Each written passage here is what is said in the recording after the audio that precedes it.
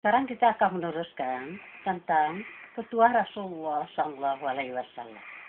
Assalamualaikum warahmatullahi wabarakatuh. Perlukah kita mengantarkan tamu ke pintu? Mengantarkan tamu pulang sampai di pagar rumah kita. Selain sunnah, juga menunjukkan keramah tamahan atau kepedulian kita kepadanya. Tamu juga merasa sangat dihargai. Mempererat tali bersilaturahmi. Berapa hari kita boleh bertamu?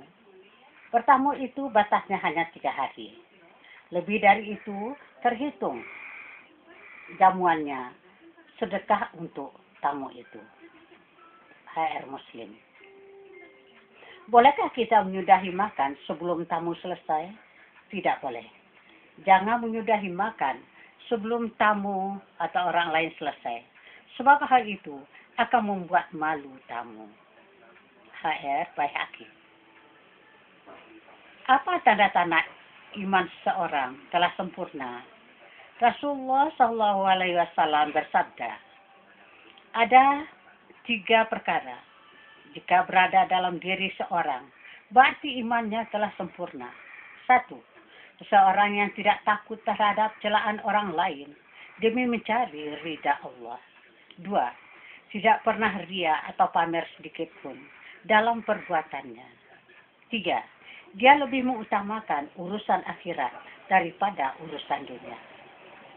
Khair Ibnu Majah, Ibnu Al-Fakir.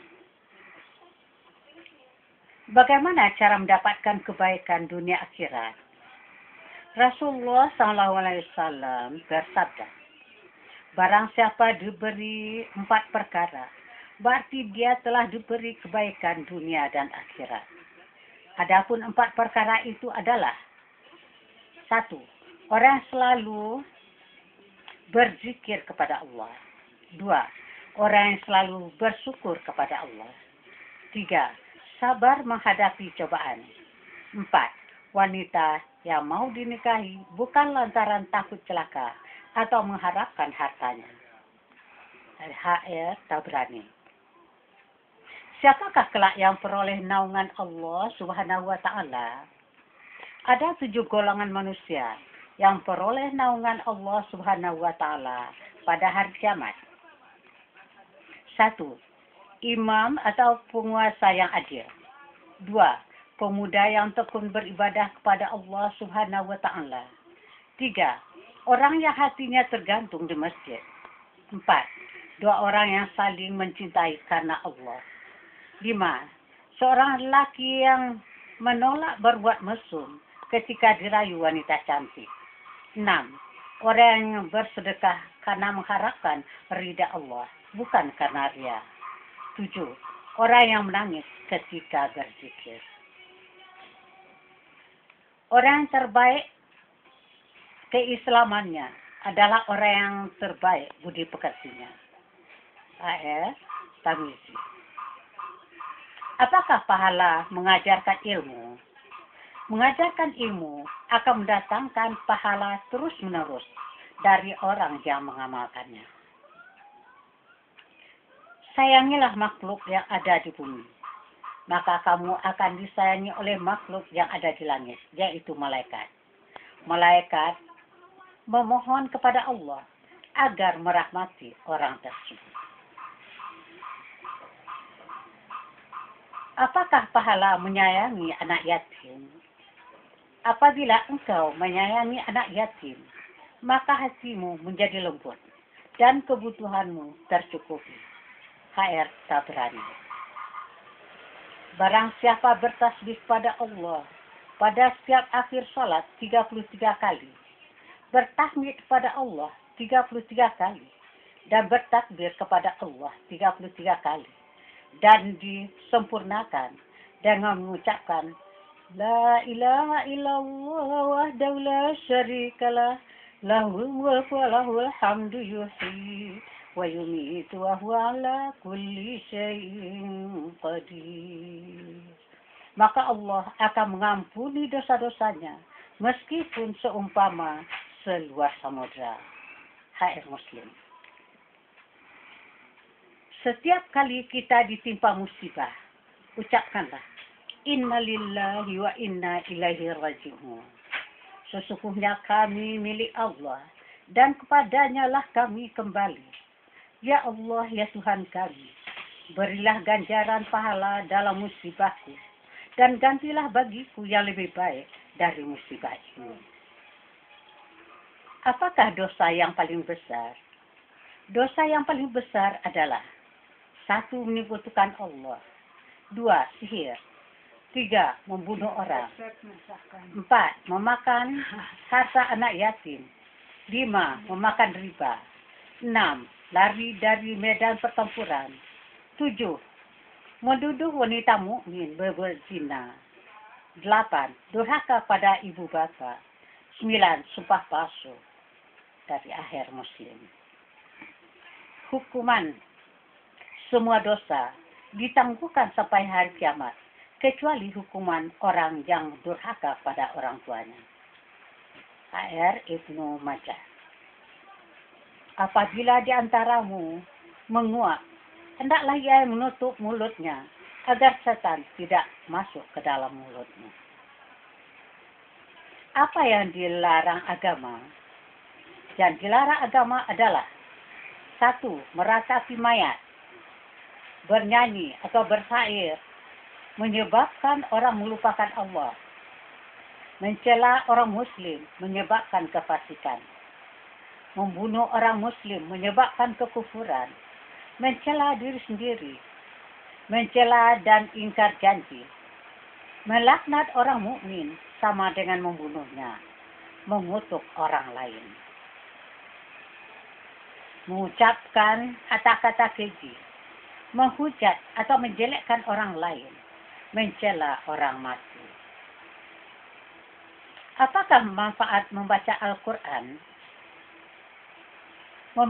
Manfaat membaca Al-Quran adalah mengundang kekaguman para malaikat, merupakan ibadah yang utama, menciptakan ketenangan, mentaati halal dan haram, membersihkan hati, di akhirat berteman para malaikat. Apakah keutamaan salat? Keutamaan salat adalah salat dapat mendatangkan rezeki, menjaga kesehatan, menangkal musibah, mengusir penyakit, menyinari nurani, menguatkan hati,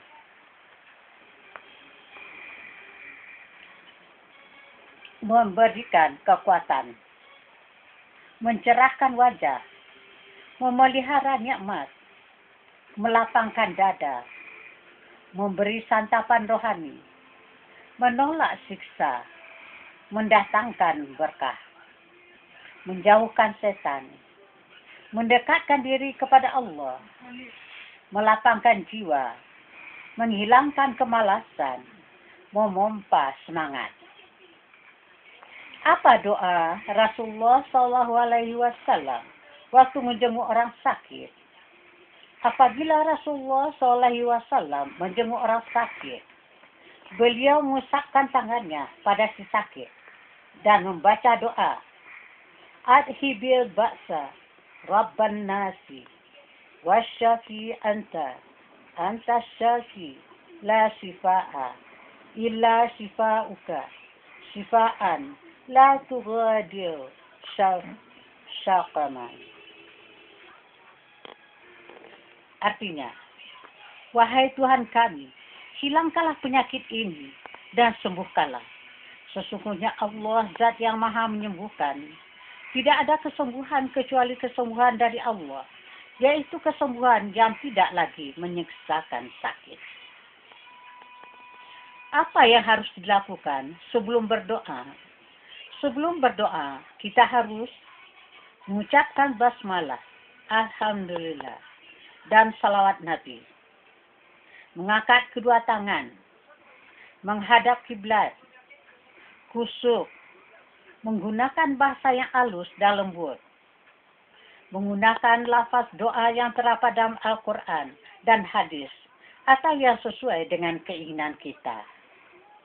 Jangan bersajak ketika berdoa. Membersihkan hati dari dosa-dosa. Kapankah waktu mustajab untuk berdoa? Waktu yang mustajab untuk berdoa adalah 1. Waktu tengah malam atau sepertiga malam terakhir. 2. Setelah salat fardu. 3. Pada hari Jumat. 4. Waktu sedang berpuasa. 5. Waktu antara azan dan iqamah. 6. Saat berlangsung berbagai peristiwa mulia. 7. Waktu sujud. Doa cepat dikabulkan Allah karena dia paling dekat dengan Allah waktu kita sedang sujud. 8. Doa orang yang teraniaya. Doa apakah yang dibaca untuk mencegah bencana yang datang dengan tiba-tiba? Doa untuk mencegah bencana yang datang dengan tiba-tiba adalah Bismillahirrahmanirrahim la yadurru ma'asmi syai'un fil ardi wala fis samai wa huwas samiul alim. Dengan menyebut nama Allah, dengan berkat nama Allah, tidak ada suatu perkara pun, baik yang ada di langit maupun yang ada di bumi, dapat mendatangkan bahaya. Allah Maha mendengar dan Maha mengetahui. Sekian dulu fatwa dari Rasulullah. Assalamualaikum warahmatullahi wabarakatuh.